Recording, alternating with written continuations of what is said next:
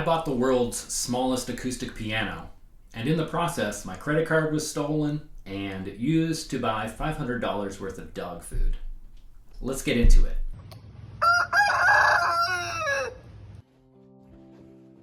I had been on a hunt for one of these pianos for many years. The only problem is they're quite cumbersome, even though they are the smallest acoustic piano that I'm aware of. However, most people aren't willing to ship, let alone ship to Canada. But when I saw this one on eBay at an antique store in LA, I decided to ask a very big favor of my friend Brent Randall. You may be familiar with this name if you watch the channel because I have featured his duo with his fiancée Madeline. And if I stay, won't know what to say, for the love that I had passed me by. At any rate, he was living in LA at the time and living with my other good friend Matt Dunlap. Oh, it's a little top heavy. Oh Lord. Take two. So anyway, I see this at an antique store. I call the woman at the antique store and I say, I want that. She accepted my offer of $500 US and I gave her my American credit card number and she rang it through and Brent went and very kindly picked this up for me. And it sat in LA probably for at least a year in the heat, in the garage. And eventually I was like, well, it doesn't seem like I'm getting down to LA to pick that up, unfortunately, and I asked Brent for another favor. And thankfully, he's a really, really effing nice guy, and he packed it up for me and shipped it to me. In the interim, as I had previously mentioned, somebody decided to use my credit card on a pet food website and ordered themselves $500 worth of pet food. I'm not going to point any fingers, but using it at that antique store was pretty much the only time I used this credit card in a 2-year period of time. So there seems to be a correlation. All right, here it is, the Wurlitzer Student Butterfly. Now, of course, everyone has heard the name Wurlitzer, whether it be through an affiliation with the 200A, the iconic rock electromechanical piano, or whether it was your household piano. I first came across the butterfly, the Student Butterfly, when I was looking up 200As because there is a variant of the 200 model Wurlitzer that came in a Butterfly Baby Grand, and they also made a Butterfly Baby Grand acoustic piano. But this is a student model, which you'll see that it says Wurlitzer here on the music stand, but I added this decal. Wurlitzer was a little bit ashamed of this product. Their main decal here says the Student Butterfly, and then in a tiny little decal over here it says a beginner's instrument product of Wurlitzer. So it's a really tiny little logo down here to let you know that Wurlitzer did make this, but they weren't going to put it front and center like I have done. I completely forgot about this other decal. It says, this instrument was developed by Wurlitzer to be used as a practice or beginner's instrument. This is not a regulation piano. I have big plans for this thing.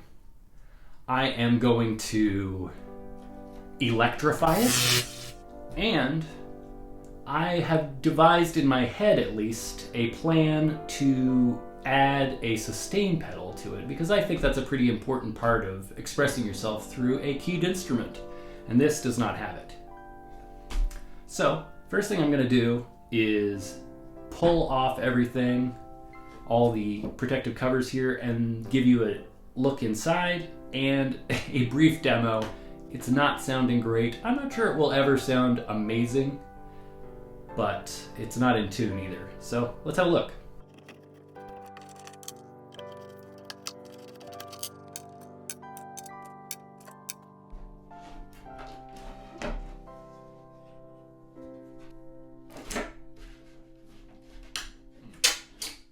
First, look at how adorable this mute mechanism is. The key pushes up this rod, pulls up the mute, and then drops it back down on the strings.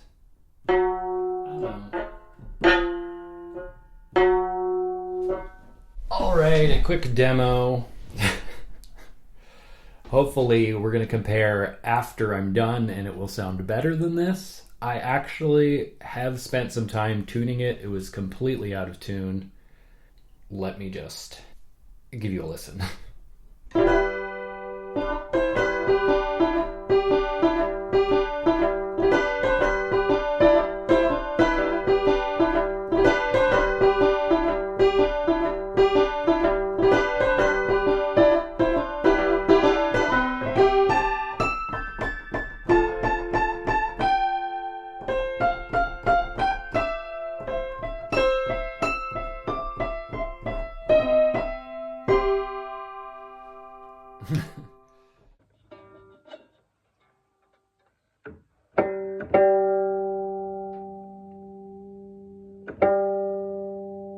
Tuning a piano like this takes a lot of focus, and you may know at this point from watching the channel that I have self-diagnosed with ADHD. This is not something I had as a kid, but it's something I've grown into. I'm not sure if it's like screen addiction or whatever else, or maybe it's just modern society, or maybe it's just the onset of old age. Nonetheless, I have no interest in pharmaceuticals. I don't trust pharmaceutical companies, and I don't really want to alter my body with chemicals. So I was super thrilled when a company named Magic Mind reached out to me and asked me to try out their product and their 7-day challenge. It's a mental acuity shot or mental performance shot called Magic Mind. And it's got a bunch of stuff I would already take anyway if I weren't so bad at taking my vitamins. They're all just sitting in my fridge untouched for months, if not years. But this has B vitamins, theanine. It's got lion's mane mushroom, which I also try to take, and cordyceps and matcha. And matcha is where the caffeine is in here, but it's combined with some other stuff to make it a slow release of caffeine, so you don't have to keep going back for a second, a third coffee. It tastes delicious. It's got passion fruit in it, and it's super quick to take. Like, this is kind of the ideal way to take a vitamin. Just watch. Just like that. What I've noticed so far is I kind of have a bit of a vision issue, and it's partially related to the fact that I just don't focus my mind on anything. And this is what I've noticed from the Magic Mind shots is I can pay more attention to individual things I'm looking at for longer periods of time and genuinely just focus on them. I am happy to say I'm enjoying their product and they are sponsoring the video.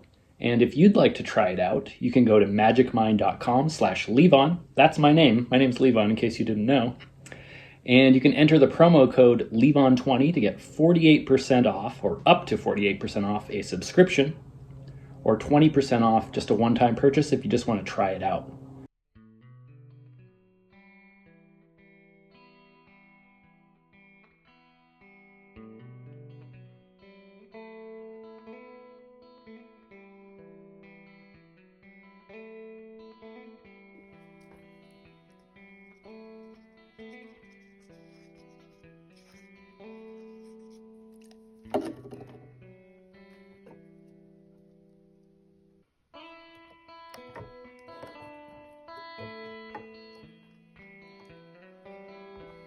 This match is obviously pretty terrible, so I'm going to keep my eyes open for another piece, but I think if I back this or back paint it with white before gluing it on, it might look better. If you've worked on pianos before, you've probably seen this, but each string, each pair of strings happens to be a single string, which I found very perplexing. I can't believe they can both be tuned individually in this configuration, but they can, and this is pretty common. In pursuit of electrification, I took some measurements and contacted Help and Still. Help and Still is a family-run company that's been going since the 70s. I actually have one of their pianos called a Help and Still Roadmaster.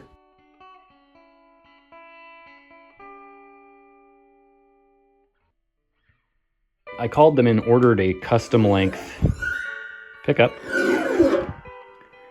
And here it is. I have no idea how it works, but it's a magnetic pickup and comes with a little 1/8" jack attached. And they sell you these with preamps, but the preamps are very expensive, so I decided to wire my own because I'm an electronics genius. We have an opportunity over in this area to make room for a preamp, but I don't want to modify any original parts, so I'm going to reproduce this part, but with a cavity for the electronics.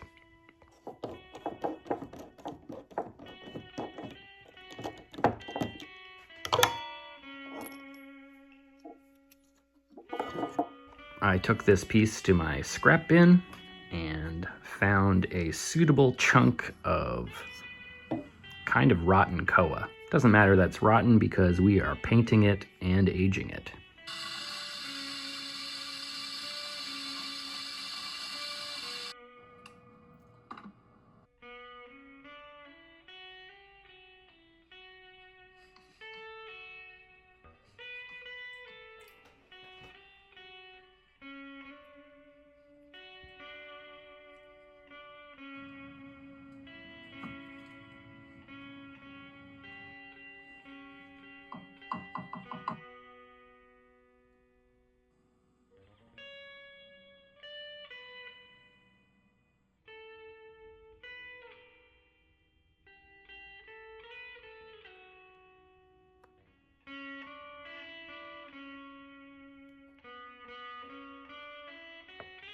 Well, my attempt to wire up a preamp failed, so I got my buddy Scott from Templo Devices to come over, and he extremely quickly put together a little preamp on this little piece of circuit board. It's beyond me, and I added this vintage on-off volume pot and an 1/8" jack and an output jack and a little LED.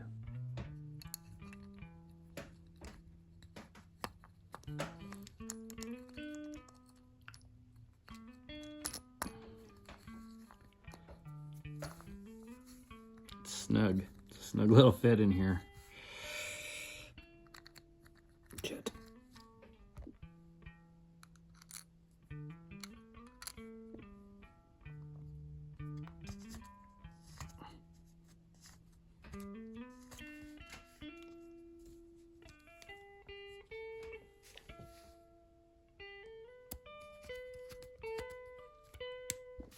Obviously, the most important part is the LED with Jewel. Who cares if the preamp works, right? I had to make a cover for the pickup because it's kind of floppy. It undulates like this, and it has to be suspended over the entire like 20 inches of string bed.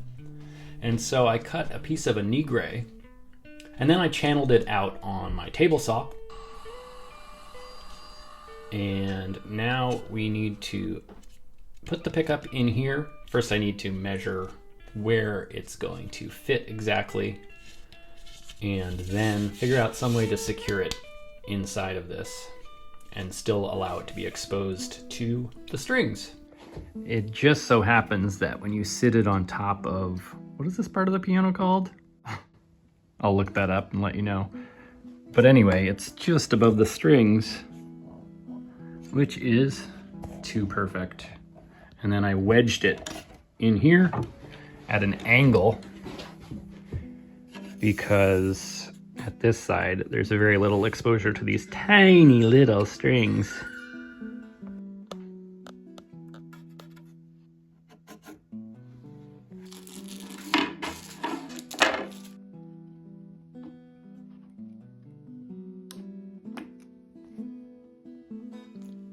That's pretty good, but I don't think it'll last. This double-sided tape doesn't seem like it's like a lifetime guarantee, so I'm gonna put something over the top, maybe some fabric. Well, I just went for some more tape. This is electrician's bundling tape, And now I'm going to trim off the excess and call it good.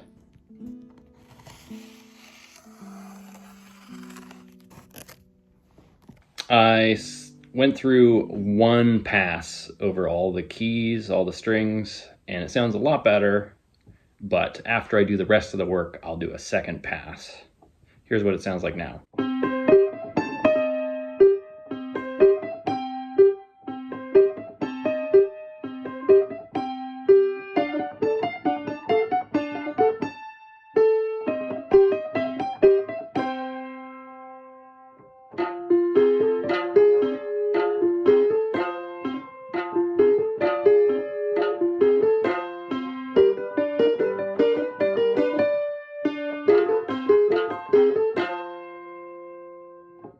A lot better. Obviously that bottom key has something wrong with it, so we'll have to sort that out. But now I want to make the sustain pedal.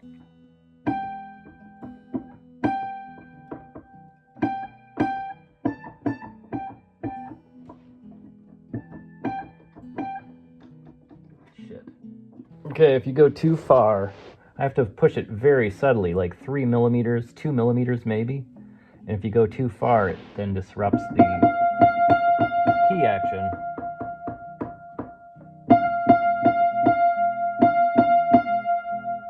It's very subtle. Okay, figuring out a sustain pedal seems really effing annoying, so I'm gonna install the rest of the electronics first, because that will be easy.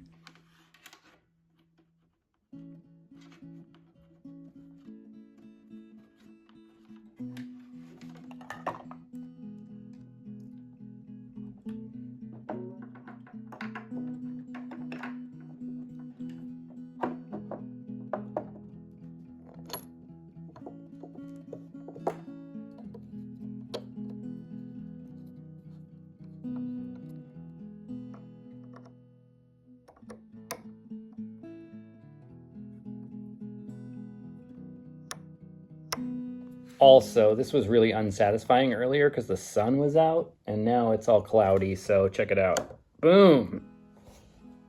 Super good. Boom! Boom! Boom! Boom! Boom! Boom! Boom! Boom! Boom! It's just held in with tension, but it's nice and tight.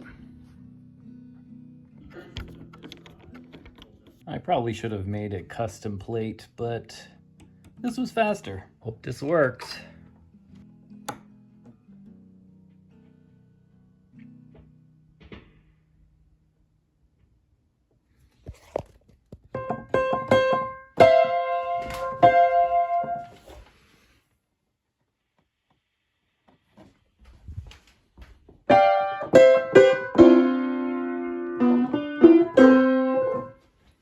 Okay, good news. I pulled it out and replaced the battery, and we've got signal.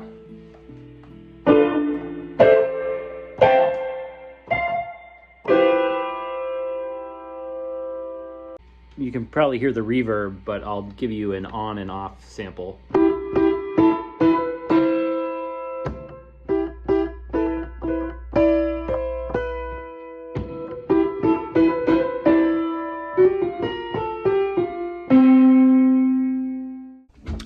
I hate to do this to you guys, but the tolerances are so minimal on that sustain issue that I don't want to figure it out. It's going to take me at least a week. I'm just guessing, I'm being cynical. But to make it up to you, I'm going to make a custom amp cab for this keyboard instead. I actually have a pretty good start on this cab / amplifier project, and I'm not going to build a hand-wired amp. I'm just going to put in a solid-state amp I have into a cab I'm custom making out of a Wurlitzer 206 keyboard. Somebody locally had converted their 206, and it's got a huge fiberboard cabinet, and so I chopped down the cabinet, and I'm going to use portions of it as well as the Tolex covering or vinyl covering and create a smaller cabinet in which to put the speakers and amplifier. And I even rehoused the pedal for use with my 200A.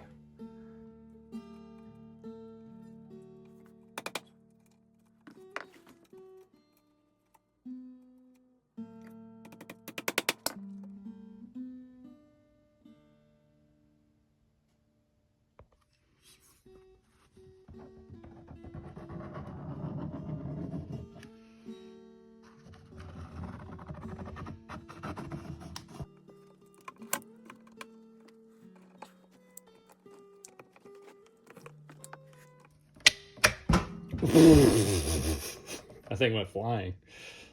Oh! I even salvaged a bit of this plastic drip rail for the top here.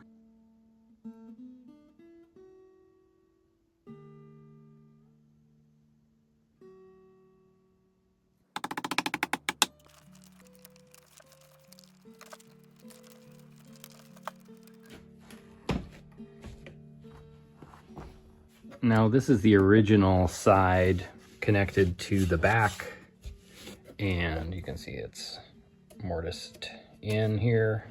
And this is the side I chopped off and added and shortened everything. And I added some supports over here because I wanted a top mounted handle. And so these are all scraps from the original build. And it's not perfect. There's some shit coming loose, but it's vintage. Okay, this cab is ready for the amplifier to be installed, but first I have to sniff the fork of it. Oh yes. Oh no, I think I need to shave a little bit off of this compressed fiberboard. Get the optimal tone. Oh yeah, that's not a switchcraft jack. I can definitely hear that. But now I need to put an amp circuit in there, and I've got the perfect thing. I've got this solid state Univox, which I think will work great. Super simple, just a volume and a tone. Who needs anything more? Here it is. Of course, I made the box just a little too narrow for this amplifier. And so I need to cut down the aluminum chassis. Looks like aluminum to me. And figure out where to install it. I think I want it on the back because the cab will face the audience, assuming anyone's listening to you. And so you're gonna want your controls back here. So let's see what we can do about that. Well, I decided since there's already this hole back here, I will just extend that hole and have the amplifier mounted vertically right here, and that will provide enough clearance for the speakers as well. So it'll be in here like that.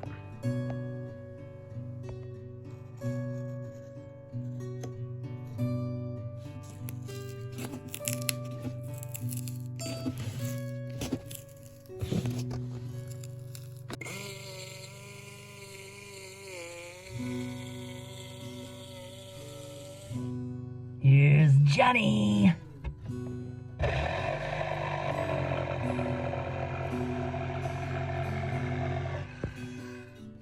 Do you like my new sawdust filter? Take that, Instagram. Mwah.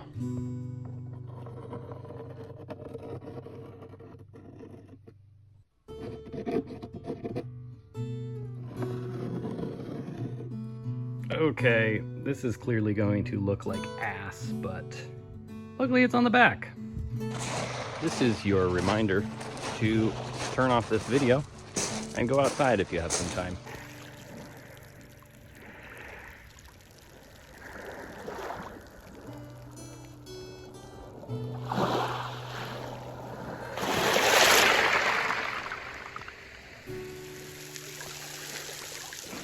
And this is your reminder not to put your phone in the tide line. If you ever want to know where the peacocks are roosting, look at the poop on the ground and look up. Okay, that looks terrible. I'm glad I put it on the back.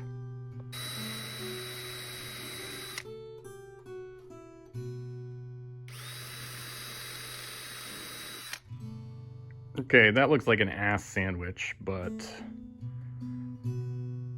here we are.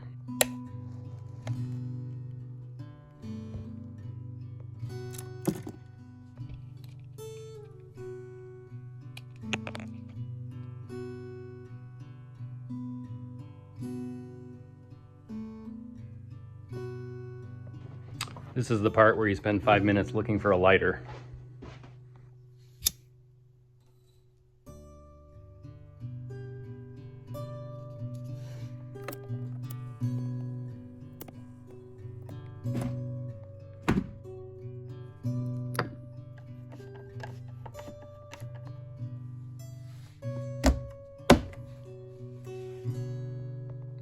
Okay, now that everything's assembled.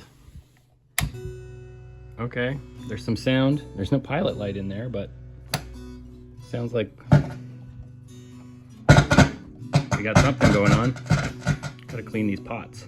And that means it's time for Lloyd's. Ba-da-ba-ba, Lloyd's.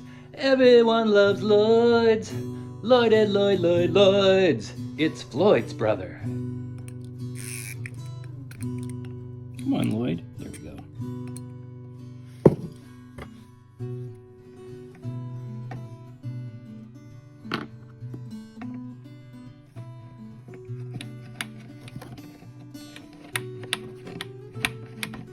Time to poke around and find out.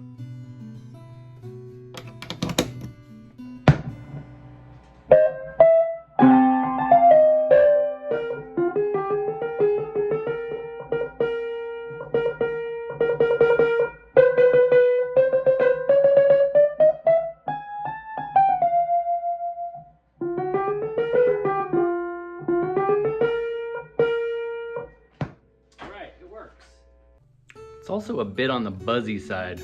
Anyone know how I can solve that?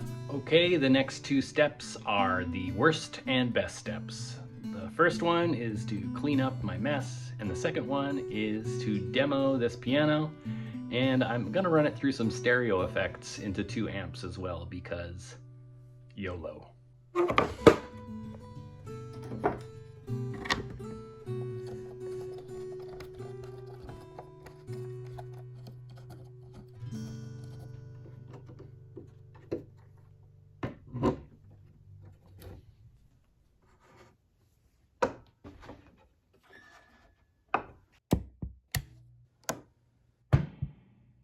Okay, the piano's all back together and I've got it hooked up to my Boss ME50, the most fun you can have with a pedal for 150 bucks. And now I'm gonna run it through a stereo delay and maybe some other fun stuff. So let's have a listen.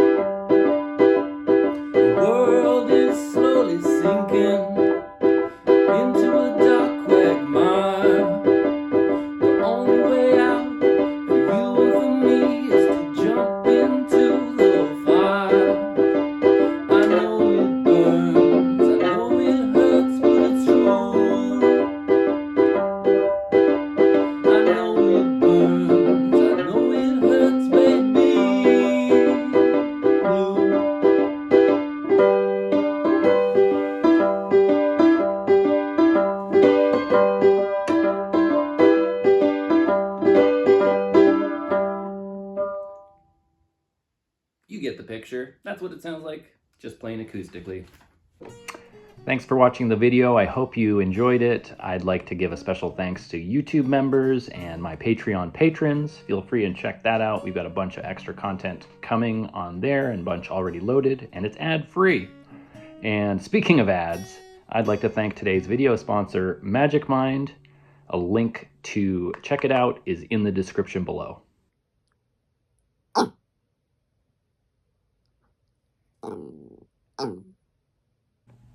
Come closer. No, closer. Come closer. Without further ado, here is the newest hit from Brent and Madeline, Come Closer. Please enjoy. 2